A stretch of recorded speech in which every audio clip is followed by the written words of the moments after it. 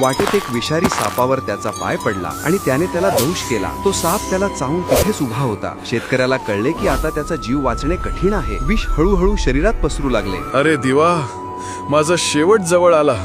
बाळू मामा, तुम्हीच वाचवा। त्या शेतकऱ्याने घाबरून जाण्याऐवजी पूर्ण श्रद्धेने त्याच क्षणी बाळू मामांचे स्मरण केले। चमत्कार झाला। सापाचा दंश होऊनही त्या शेतकऱ्याच्या शरीरात विषाचा प्रभाव पुढे पसरला नाही। त्याचे शरीर शांत आणि स्थिर झाले। काही वेळाने त्या शेतकऱ्यांची हाक ऐकून बाळू मामा तेथे आले। मामांनी त्याला सांगितले की घाबरू नकोस, तू माझ्यावर श्रद्धा ठेवलीस म्हणून विष थांबले। ज्या क्षणी तू माझ्यावर श्रद्धा ठेवलीस त्याच क्षणी मी तुला दंशाच्या विषापासून मुक्त केले। श्रद्धा असेल तर मृत्यूही थांबू शकतो। बाळू मामांनी त्या सापाला तिथून जायला सांगितले। तो साप तिथून निघून गेला। मामांनी त्या भक्ताला पूर्णपणे ठीक केले। मामांनी सांगितले, हा चमत्कार माझ्या शक्तीचा नाही तर त्याच्या अढळ श्रद्धेचा होता। संकटात घाबरू नका, तुमच्या श्रद्धेत इतकी शक्ती आहे की ती विषालाही